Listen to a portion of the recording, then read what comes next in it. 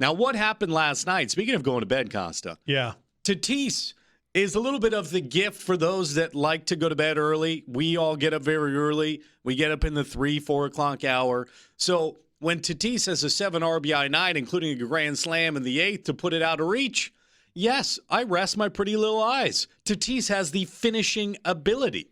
Fernando Tatis Jr. is now the youngest player since 1961 with a 7 RBI game. The last to do it, the great and late Ron Santo. Oh, baby. 1961 to have a 7 RBI game. He is 21 years old in 228 days. Fernando Tatis Jr. has 11 home runs this season. That's the most home runs by any player aged 21 or younger in his team's first 25 games of a season. You are watching greatness. I was thinking about it last night. You are watching a young Alex Rodriguez. You are watching a young Ken Griffey Jr. Whoever you think of that looks like they were on the precipice of greatness at a young age from 18 to 21 years old, and I'm talking about the names that are written in the record books, that's what we are watching in Fernando Tatis Jr. Generational is really the best way to describe him. And Fernando Tatis Jr. is quickly, if he's not already there, he's in that rarefied air of they broke the mold after they made him.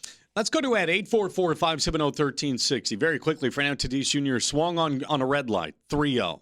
He thought he had the green light. He had the red light. Grand slam, issues on both sides. We'll dive deeper into it, but we'll let Ed get us started this morning bright and early. Hi, Ed. Good morning. Hey, good morning, guys. How are you all? We're good, Ed. How are you? I'm great. Just a little frustrated hearing Tatis give that apology, but I'm pretty sure Tinkler made him do it because, he wanted to make sure there was no disrespect. But I'm just wondering if he's afraid of some type of retaliation.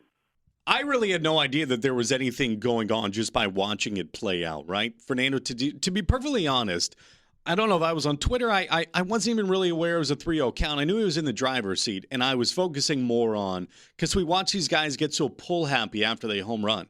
After they hit home run, oftentimes homering can ruin a guy for weeks. Go and look at Trent Grisham after he homered against the Rockies, against the Dodgers. So I was paying a lot more attention to Fernando Tatis Jr.'s front shoulder, to be honest, to see if he stayed on the ball, which he did. He ends up going Oppo Taco for the grand slam. So I was paying far more attention to that. I didn't even really realize there was a 3-0 count. It turns out that there was. Somehow there was a look between Tingler and Fernando as he got back to home plate, and Fernando had the red light. He was not supposed to swing on 3-0. The unwritten rules, we can unpack it all. Why you can swing on 3-1 and can't swing on 3-0 and expect to do something positive, I don't know. Why the Rangers expect you to just roll over when it's a 7-run game, I don't know. If they expect that, then maybe they just shouldn't take the field, wave the white flag. This is the absurdity of the unwritten rules that we will talk about. Here is Jace Tingler after the game about Fernando Tatis Jr. supposed to be having the red light, meaning not swing on 3-0 and opting to swing, and then what happened when he got back to the dugout. Probably starts with just, picking up the sign. I think like the learning opportunity. And just so you know, a lot of our guys have green light, 3-0. But, in this game in particular, we had a little bit of a comfortable lead. And, we're not trying to, run up the score or anything like that. And so, put on the take sign and probably see a strike rate. Is this F&T ball that they're playing? Is there a mercy rule that I didn't know about? Is that one of the unwritten rules? Huge mistake last night by Jace Tingler. One of the things that bothers me too, Costa, is you felt as if he was catering to the organization that he came from, which I understand.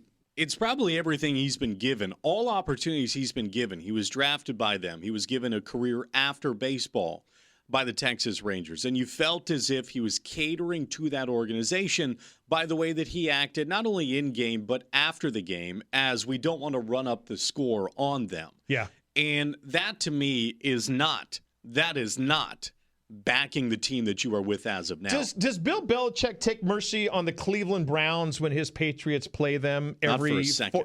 Thank you.